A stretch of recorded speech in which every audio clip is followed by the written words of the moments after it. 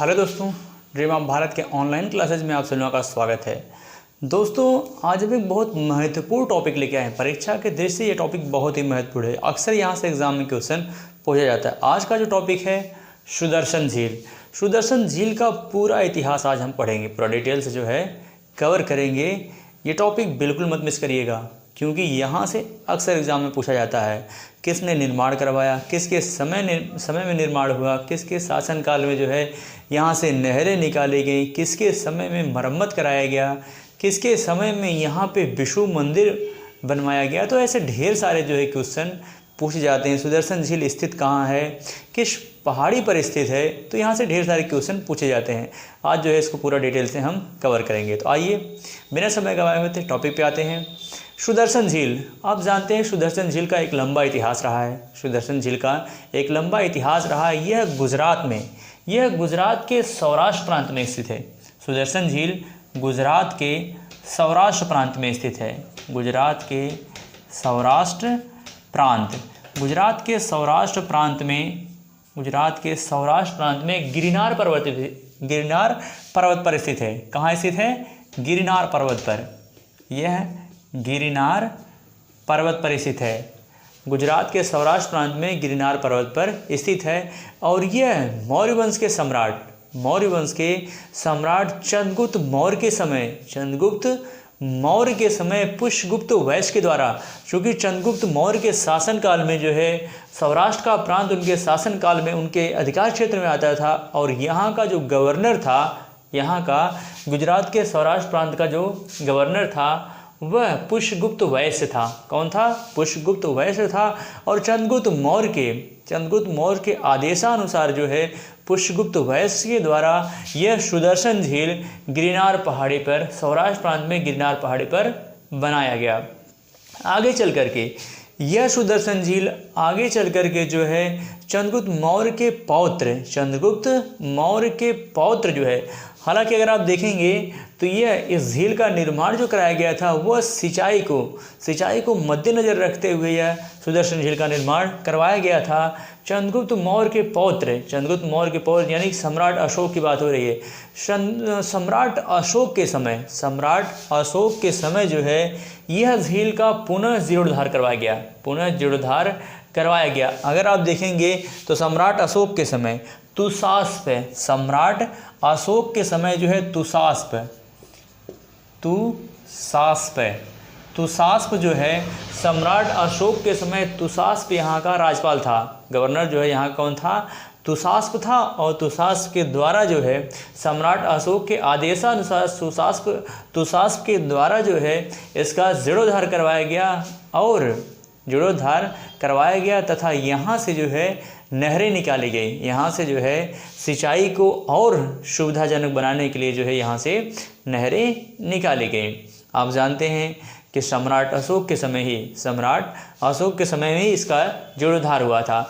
और इसको इतना बेहतरीन तरीके से मरम्मत कराया गया कि आने वाले 400 वर्षों तक जो है फिर से जीर्णोद्धार कराने की आवश्यकता नहीं पड़ी। फिर से जो है सुदर्शन झील को जीर्णोद्धार करने की आवश्यकता नहीं पड़ी। इतनी मजबूती से जो है इसका जीर्णोद्धार करवाया गया था। और जब मौर्य वंश समाप्त हुआ तो भारत में मौर्योत्तर काल प्रारंभ हुआ। और मौर्योत्तर काल के समय में अगर आप देखेंगे, मौर्योत्तर काल के समय में एक विदेशी वंश थे जिन्हें जो है अगर आप देखेंगे हिंदुओं के बाद शकों ने भारत के लगभग एक बड़े भूभाग पर, भारत के पश्चिमोत्तर क्षेत्रों में एक बड़े भूभाग पर जो है उन्होंने अधिकार कर लिया। और यहाँ पर जो है सुदर्शन झील जो था वो उनके अधिकार क्षेत्र में आने लगा। और इसका एक महत्वपूर्ण प्रतापी शासक था जिसका नाम था रुद्रदामन, शक रुद्रदामन, जो 130 से लेकर के 150 ईस्वी तक उसका शासनकाल रहता है।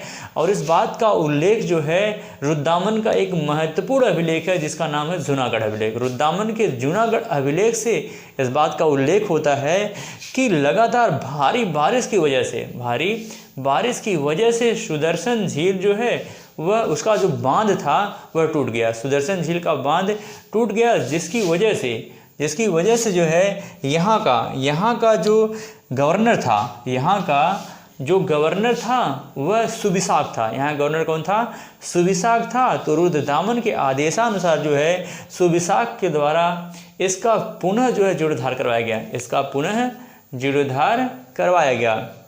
इसके बाद जब मरणोत्तर काल प्रारंभ हुआ, शकों के पतन के बाद जो है भारत में पुनः गुप्त वंश की स्थापना हुई, गुप्त वंश की स्थापना हुई और गुप्तों के अधिकार क्षेत्र में गुप्तों का जो है शासन, गुप्तों ने शकों को परास्त करके जो है यहाँ पे उसे गुजरात पे भी अपना साम्राज्य विस्तार कर लिया, गुजरात पे भी अपना साम्राज्य विस्तार कर लिया।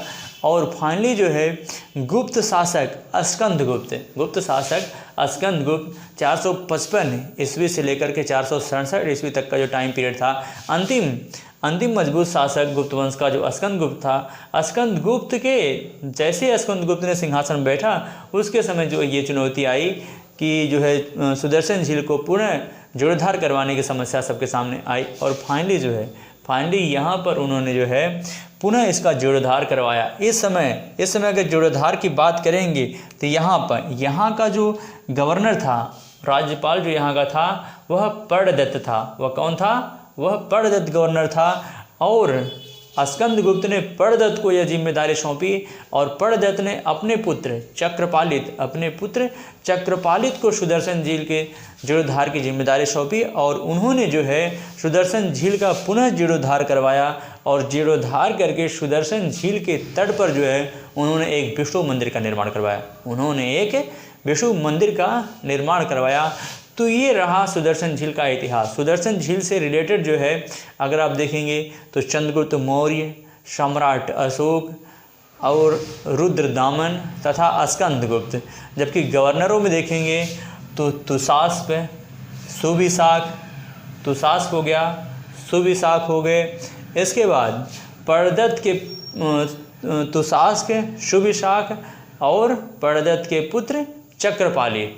तो इन गवर्नरों का नाम जो है सुदर्शन झील के इतिहास से जुड़ा हुआ है। इसी के साथ जो ये टॉपिक कंप्लीट होता है।